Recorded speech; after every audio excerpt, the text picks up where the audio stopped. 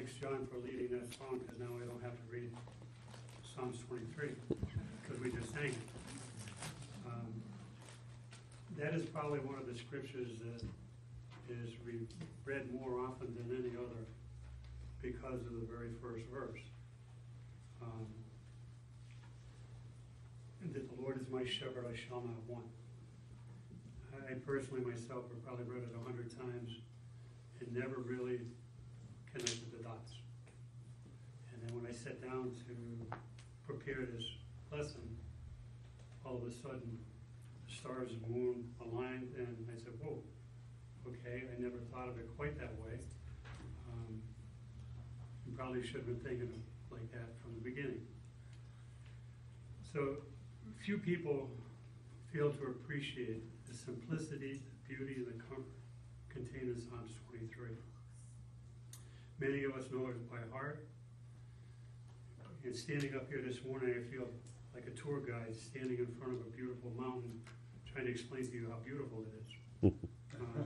Kind of wasting my time in that perspective.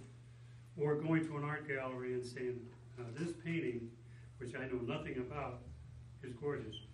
Okay. And what did I accomplish? Not much.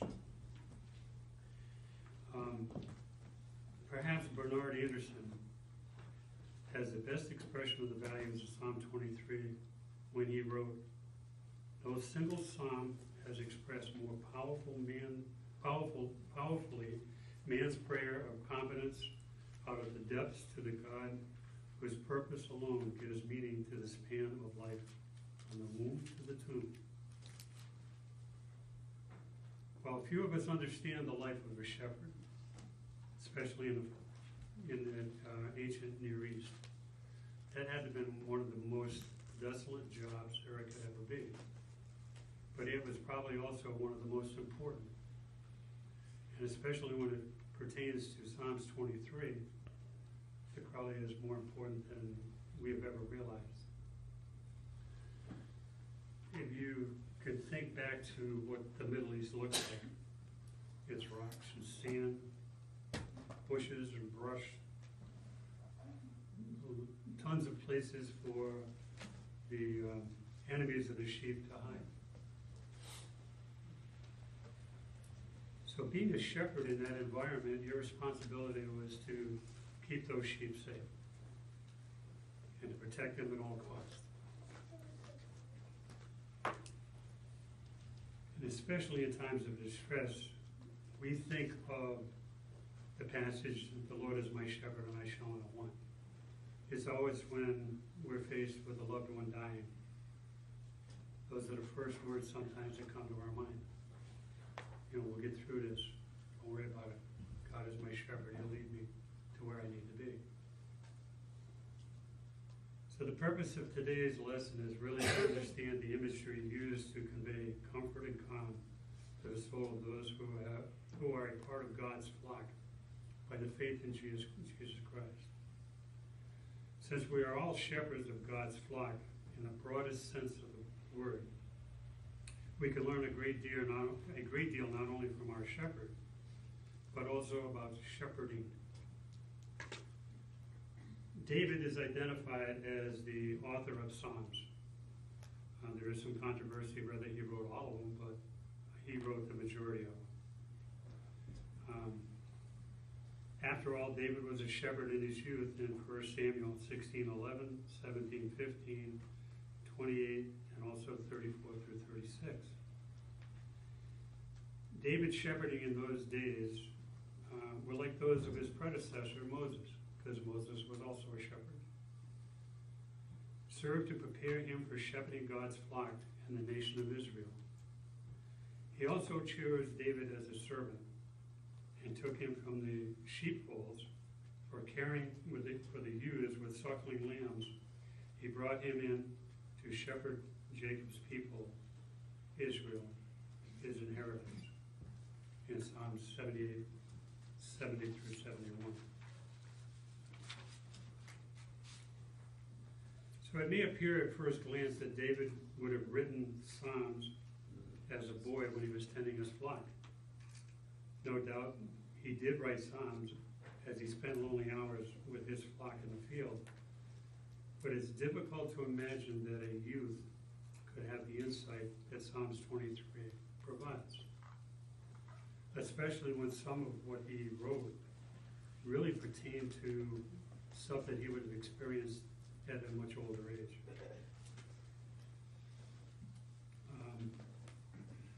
The young lad knows little of dangers and disappointments of life or of the opposition which is referred to in verses 4 and 5.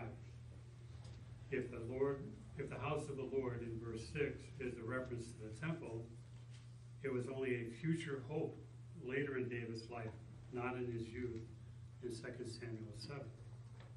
And we all know that the temple was built by Solomon, David's son, so he couldn't have written about that when he was a young boy. It had to be as he got older.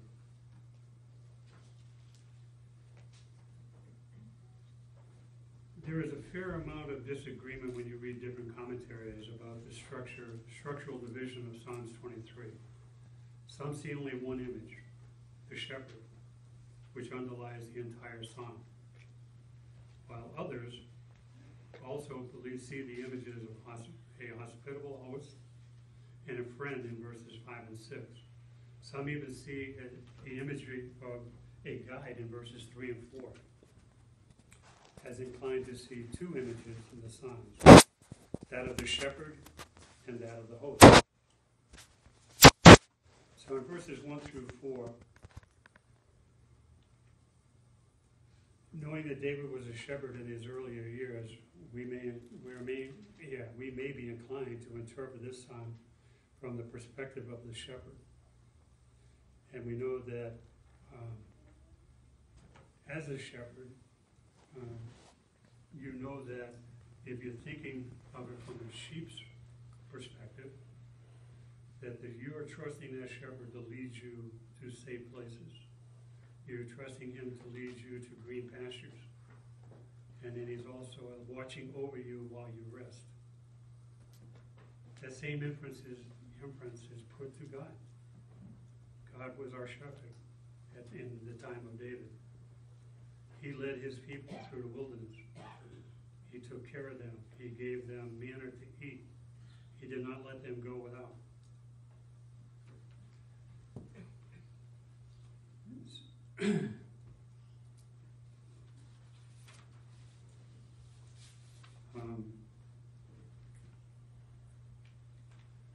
When we stop to think about shepherding, we have that same responsibility today. We are shepherds of God's flock, individually, as well as if we had a preacher or we had elders. The task is still the same, is to lead God's people in the proper direction to get them home, to take care of their needs and to take care of their wants. We sometimes get confused with what the need is and what the want is, especially in today's world. We want more than we really need, and we need less than what we have. So when you put it all into perspective of looking at what God gives us, what do we really need? We need food and shelter. And we need to know that he is going to care for us all the days of our life. And that when we pass from this earth, that we have that chance for everlasting life with him. How often do we forget about those key pieces of God's promise? Growing up in today's world is tough. Because if you go back to David's time, what you learned about was from word of mouth. And it could take you months to hear about something. Because someone had to tell somebody to tell somebody to tell somebody before you realized it. Now we're bombarded with television, social media, and all the other garbage that man has created out there for the wrong purposes. David knew that his sheep needed food, water, and shelter. And that's what he provided for them. And it's also what he provided for Israel. God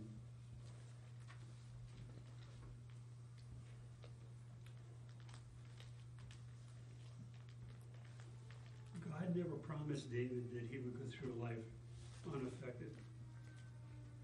That everything David wanted or did would be respected or accepted by God. And we all know through David's history, boy, did he take a left turn in a couple of cases. But was always given that opportunity, and he took it to come back to follow God. He never totally lost sight of the promise that God had given him. Israel had found that God to be faithful provider through all the time they were in the wilderness. I can't imagine, and it just struck me as I heard a joke once about how the Jews wandered around the desert for 40 years. It's only because the wife said the husband wouldn't stop to ask for directions. Does that apply to us? We sometimes lose our direction and we won't stop to ask God, what should we do? Where should we go? How should we make this decision? And leave it in his hands to guide us properly.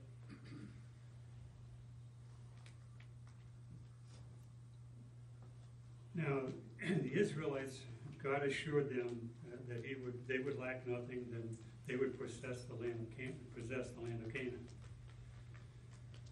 For the Lord our God is bringing you into a good land, a land of brooks of water, fountains, springs, flowering forth in the valley and the hills, a land of wheat and barley, of vineyards and fig trees, pomegranates, a land of olive oil and honey, a land where you shall eat without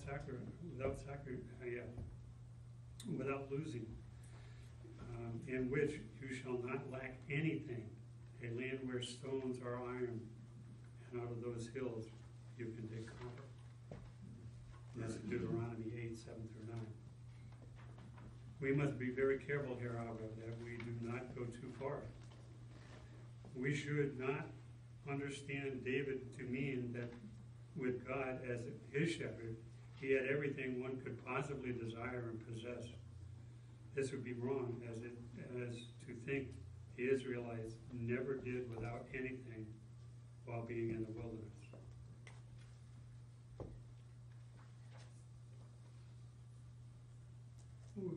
You know, I don't think we truly comprehend what the Israelites went without while they were in the wilderness. The suffering that happened. We don't stop to realize that generations died in that 40 years. Right? So if God was giving them everything they need, why would he let them die? Again, it was a lesson. It was to teach them a very valuable lesson that he would provide for them, but there were things that they needed to do as well.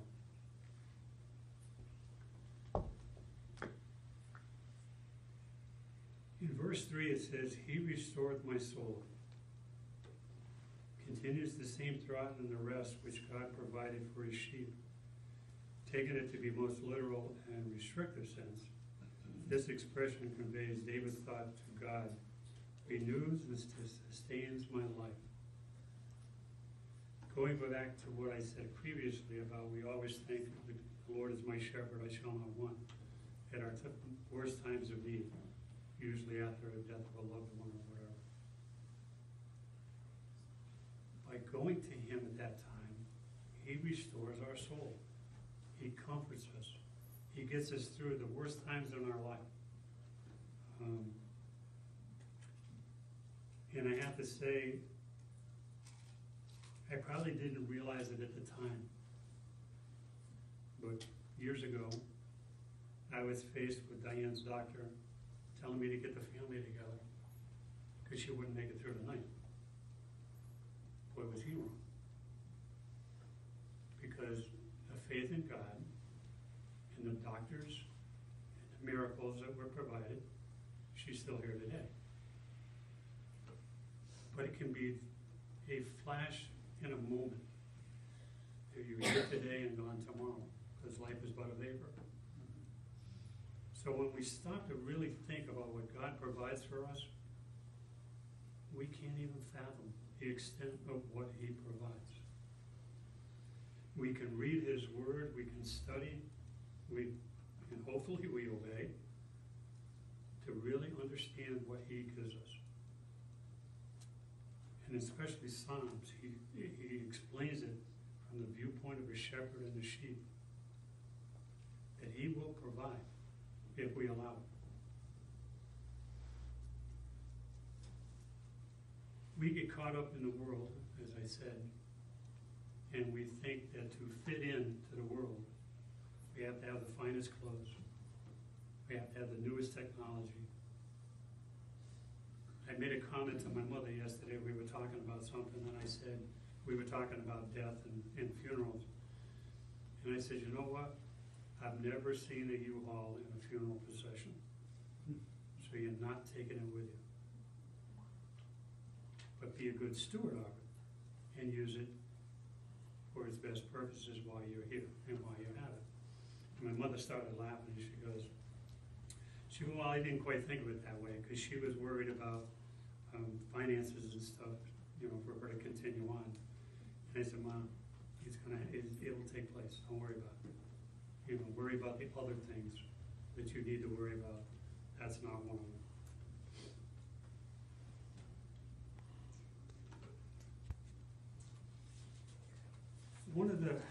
One of the things that really struck me as I was reading Psalms, and I read 3 or 4 different commentaries on Psalms 23.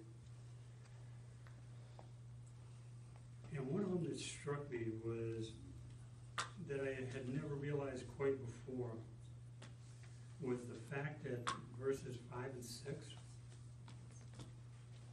really pertain to a guest and hospitality.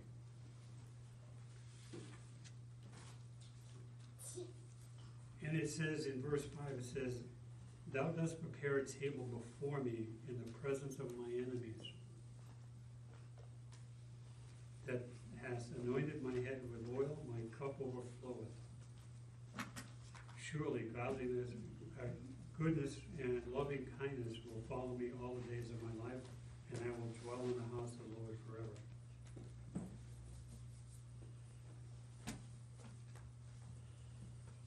The first part of that is, you're preparing a table for me in the presence of my enemies. Does that pertain to today? Are we hospitable to our enemies? Do we kill them with kindness? Even though they try to make our lives as miserable as they can? David has described his relationship with God using the imagery of the shepherd and the sheep. He now describes the same relationship employed, this imagery, to hospitality, being a hospitable host. The relationship of a host with his guests is even closer than a shepherd with his sheep. A shepherd needs not to prolong, at some suggestion, just as well knowing that the ancient Near East was a significant for hospitality offered to the traveler. But I didn't realize in the old century that when you accepted an invitation to your host, that guaranteed you safety, and that your enemies could not touch you, because it would be a discredit to your host.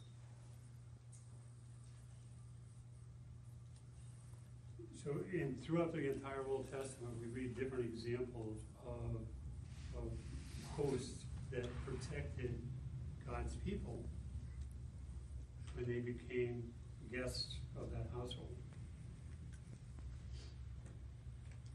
So and I guess the one that kind of jumps out at me here real quick is that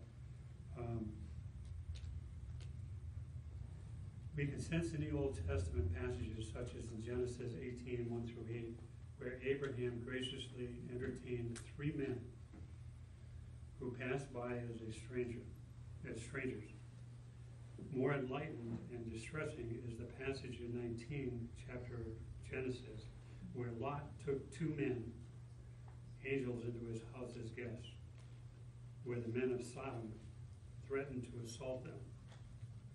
But Lot went out to them at the doorway and shut the door behind him and said, "Please, my brothers, do not act wickedly. Now behold, I have 2 daughters who have not had relations with men. Please let me bring them out to you and do to them whatever you like. Only do nothing to these men, inasmuch as they have come under the shelter of my roof." In Genesis 9, 6 through 8. Whether or not we are able to grasp how a father could offer his virgin daughters to such a mob, we must at least gain some appreciation to the strong sense of obligation Lot felt for the 2 men in view of his hospitality. In Psalms 23:5 describes that protective type of hospitality. To sit as a guest at the table of a host was to be assured of food, housing, fellowship, and protection. The table prepared in the presence of David's enemies was the host's public announcement to them not to attempt to molest David in any way.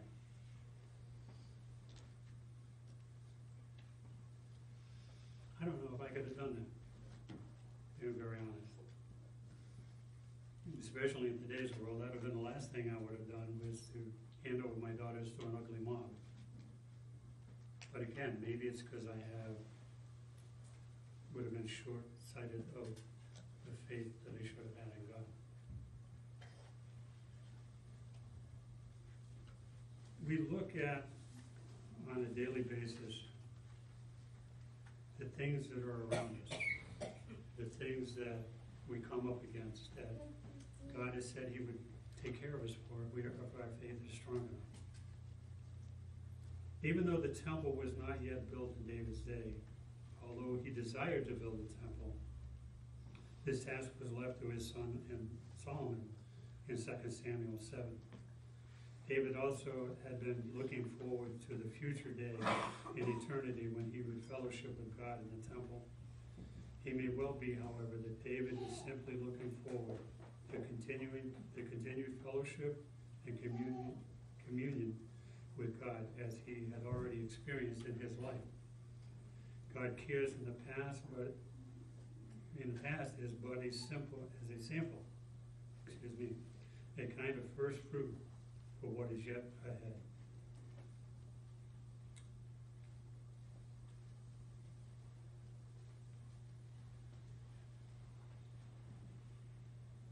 If we know that God was the shepherd of Israel, we also know that God gave us His only begotten Son to be our shepherd.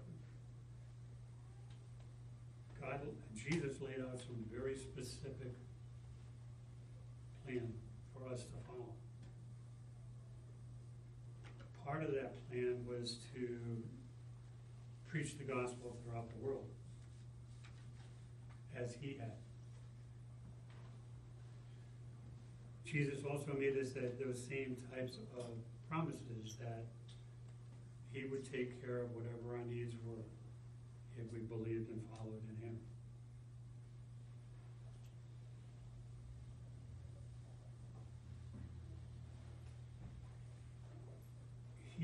He is our shepherd. We are our fellow brothers truths. We need to reach out to those that are in need and to help them in whatever way we can, to give them the things that they truly need, not their wants, but their needs, as we do ourselves.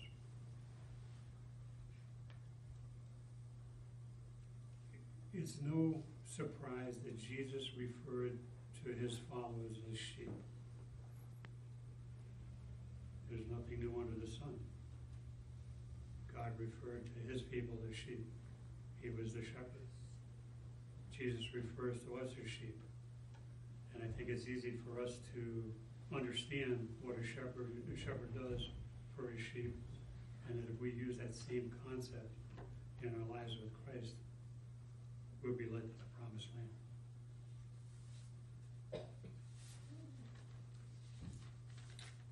So, in ending,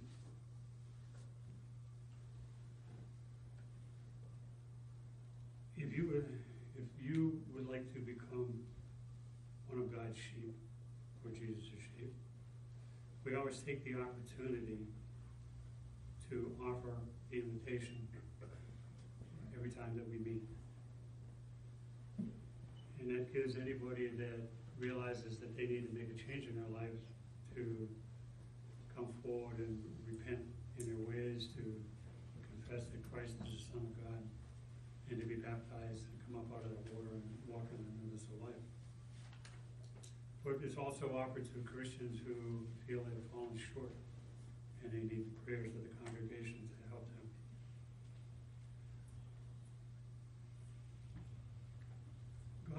God gave us the ability to be forgiven through the most precious sacrifice of all, and that being His Son, Jesus. So this morning, if you're subject to the invitation for whatever it might be, we give you an opportunity to come forward as we stand and sing.